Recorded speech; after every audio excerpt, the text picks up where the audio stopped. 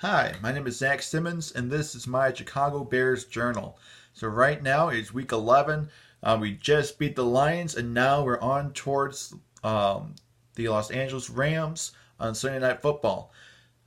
Game's just a few hours away. So, what can we expect this game? How can we win? Can the Bears win? Well, what we need to see offensively, we need to see the same Mitchell Trubisky that we saw in the third quarter last game against Detroit. Now, Trubisky's main problem that game, he finally was able to be aggressive. He was finally able to march down the field, but his main issue was he had no awareness in the pocket. His pocket awareness was really not that good. And to be honest, of all the concerns we've had for Trubisky, that might be that's a pretty good thing. That's the one thing we're talking about since last game. His accuracy, for the most part, was on point. He was a lot more aggressive. This is the play style that he was playing in last game is what we've been hoping he would finally do. I said this last week. He just needs to trust his instincts. His instincts are good. He just needs to be confident in himself and trust his instincts. And I think that's what you saw in the last drive of the first half, and then next couple drives in the third quarter. But after that, the pocket began to collapse. Stuff began to happen, and Trubisky was looking to run a little bit more. But the problem was he didn't know where his lane was. He tried to do too many things, and he ended up getting sacked. Now, when it comes to the line, I think Nagy did a really good job of switching Whitehair and Daniels. Now, we saw some really bad snaps from Whitehair. You're going to see some of those today. But when it comes to blocking, I think Whitehair's the better blocking center. It seems like Daniels just couldn't get up in time, that it was hard for him to snap and then block. So it'd be nice to have Daniels. If we can do the same thing that we did last year against the Rams, and just have Daniels take out Aaron Donald, I think we'd be fine. Daniels did a really good job last year against Aaron Donald. So offensively, that's really what we need to do. I know it hurts if we lose David Montgomery. We don't know if we've lost him yet or not. Game time decision. We'll know more here in a couple hours. But it does hurt us. I like Ryan Nall. I think we'll be fine with Ryan Nall. When it comes to the injuries at tight end, I think that's actually a blessing in disguise. I hope for a speedy recovery for Trey Burton and Adam Shaheen, but I think Ben Braunecker is the best tight end out of in the tight end room right now. Out of him, Burton, Shaheen, Stoll, and Holtz, I think Braunecker is the best tight end.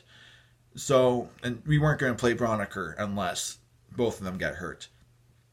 So I'm a little happy. I'm a little excited about that. I'm hoping to see Braunecker have a pretty good day today. But it comes down to Trubisky. It doesn't come down to can Ryan Nall replace David Montgomery if he has to. It's not going to see Cohen be the guy that we thought he was going to be this year. Now it comes down to Trubisky. Can he play aggressive? Because if he can still play aggressive, we'll be fine. It also comes down to, I said this when we faced the Saints, that he can't stare down Allen Robinson because he's going against Marshawn Lattimore. Well, now he'll be going against Jalen Ramsey. So he absolutely cannot just stare at Allen Robinson. He's going to have to pass it to Gabriel. He's going to have to pass it to Miller. Instead of looking at the check down routes, what he needs to do is look more towards the middle of the field. That's been his weak spot. Last year, everyone was saying it's his left side of the field. This year, it's definitely the middle of the field. He has a hard time passing in the middle. Whenever you see some slot streaks, we've saw that from Miller. We've seen that from Gabriel. Most of the time, if not all the time, Trubisky cannot hit them on those middle streaks. But Trubisky's got to make those throws today. That's what it comes down to. The only person who's running outside routes is Robinson. He cannot look towards the outside. He's going to have to look more in the middle. So if he can just play aggressive, look at the middle of the field, don't really pay attention too much to the flats, pay attention to the middle, don't stare down at Allen Robinson, we should be fine. It sounds like I'm asking a lot for him. It's really not. It's actually a lot more simple than what we think it is. He just needs to play like a good quarterback. He needs just trust his instincts, not necessarily just going through his reads. He just needs to trust his instincts. He knows these plays inside and out. He studies these plays very, very well. I think he's a very smart quarterback. I think he's a talented quarterback. It's just, can he connect the two? That's his big issue. It's not so much is there talent or is he smart. It's he just can't connect them. So if he can just trust his instincts, we should be fine. Now defensively, we're going against a better offense. Brandon Cooks is out. They have a couple linemen out. On the defensive line side of things, we should be fine. Gurley is not the same running back that he was before. Even last year when he was considered an elite running back, the Bears defense still stopped him. What it comes down to is, can Khalil Mack get to Jared Goff? And the only way he can is if the other side of the ball can start getting to Jared Goff. The main reason we haven't been seeing Khalil Mack isn't because Mack's he's not that good. It's not because, he swindled us last year and looked so good last year. Now he dropped off the face of the earth. What's going on? It's not Mack's fault. It's because there's no other playmakers on that line. So now they're double teaming Mack or the triple teaming Mack. Now we saw the same thing with Julius Peppers years ago. That it was just Peppers. There's no one else on that line.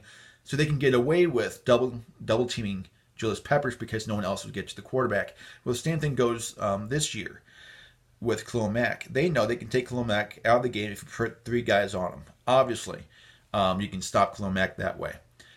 But this should open the door up for Nick Williams and Leonard Floyd, but it really hasn't. Williams has done a pretty decent job, not as good as a job as he could. But Floyd, it's hard to tell he's even out there on the field. He needs to get to the quarterback. So this game, it comes down to Mack getting to the quarterback. Well, in order for Mack to get to the quarterback, Leonard Floyd has to get to the quarterback. So that's your first step. Floyd has got to make some plays. If he can make some plays, it will allow Mack to make some plays because they'll begin to shift a little bit more towards Floyd's side, meaning that they're not paying as much attention to Khalil Mack. You might still see a little bit of some double teaming, but you also will see more one-on-one, which is what Mack needs. He can destroy anyone on one-on-one. So if you can just slide the line more towards Floyd, Mack will be a factor again. But it comes down to, it's not Mack that needs to be a factor first. It's Floyd that needs to be a factor. Floyd needs to do what we brought him here to do, what we drafted him to do.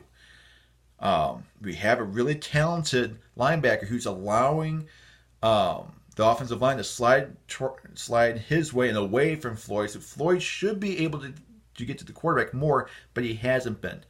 But with this offensive line, this is not a good offensive line playing right now. You're looking at more of a second team offensive line, meaning that Floyd should be able to get there. In order for Mack to actually get some things done, Floyd has got to get to the quarterback. It starts with Floyd. Our entire defense right now. It's not, can Kyle Fuller get a couple picks against Goff? It's not, can Amukamara just cover Robert Woods or Cooper Kupp, whoever they're going to be covering. It's not that, can Eddie Jackson just get a pick for once. It comes down to, can this defensive line cause more pressure? Last year, the reason that Fuller and Jackson got so many interceptions was because of the pressure on the quarterback. That the quarterback isn't able to really make very good reads and not able to see the field too much because you have guys coming in left and right. But we haven't seen that this year because the only person who's capable of that is Khalil Mack, but they're double teaming or triple teaming Khalil Mack. So that leaves the quarterback with a lot of time, a lot of room in the pocket because there's no one else that's threatening except for Nick Williams occasionally. Otherwise, Bilal Nichols isn't really getting there. Eddie Goldman's not really getting there. And it's not necessarily Goldman's fault. This where he's at nose tackle, you don't see those kind of guys getting to the quarterback too often because they're eating up 1 or 2 blocks. It's a little bit harder going through the interior. You have to be exceptionally elite to be able to get there, and that's kind of the level that Aaron Donald's at. Goldman's really good nose tackle, but not nearly as good as Aaron Donald. Donald's just on a completely different level. But if we can just get some more pressure on the quarterback, you'll be able to see more picks. But because we don't have a lot of talent over there, mainly because Akeem Hicks is gone, you're not going to be able. You're going to be seeing a lot more open receivers because Kyle Fuller. He's not the quickest cornerback. He's not the best in man coverage. Pagano loves man coverage, so that's where you're seeing Fuller running. That's why you're seeing Fuller in more of a soft coverage because he's trying to compensate for his lack of speed. And Rick Lamar's kind of in the same boat. When it comes to Jackson, Clinton-Dix at safety, you're really, if they're going to make a big play, it's mainly going to be on the quarterback messed up. The quarterback didn't see them at all. Otherwise, it's a lot harder for safeties to make top plays. They're mainly going to be in zone coverage, not necessarily looking at man-to-man. So if you want to see more turnovers, you want to see more interceptions, and of course if you want to see more fumbles, you have to look at the defensive line first, which means that Mack has got to get to the quarterback, but in order for Mack to get to the quarterback, you have to shift the line over towards the other side, meaning that Floyd has to get some sacks. So that's where it comes down to this game. How can we beat the Rams? Because it's definitely possible. This is a battered down team, a team that really is not as good as what they should be. It's kind of the same story as the Bears.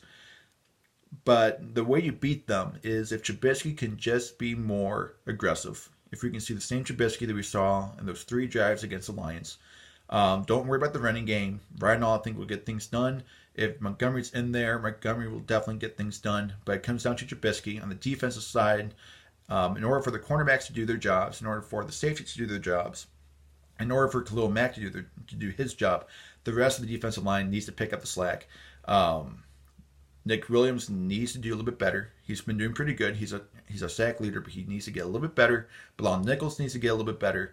And Floyd needs to get a lot better. As an edge rusher, he's benefiting a lot. He's benefiting the most out of that defensive line for everyone shifting towards Mack. So he's got to get to the quarterback.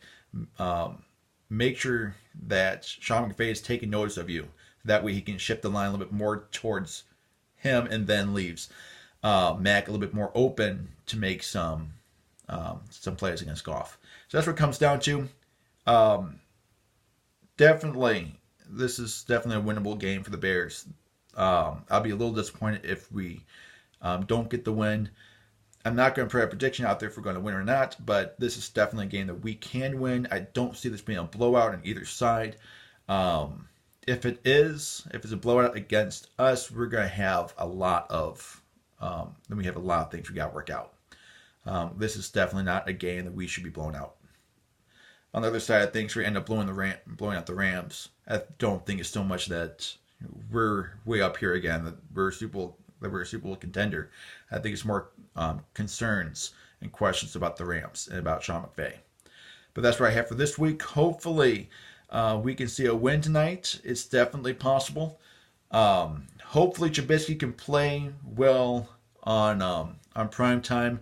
Does not happen often. In fact, his best game in prime time was probably Monday Night Football against the Redskins. So hopefully we can see an even better game than that. Hoping for 300 yards passing for him. Hoping for at least 3 touchdowns, no interceptions is possible. But he just needs to stay away from Jalen Ramsey and play more aggressive. So that's what I have for this week. I hope you have a good rest of your day.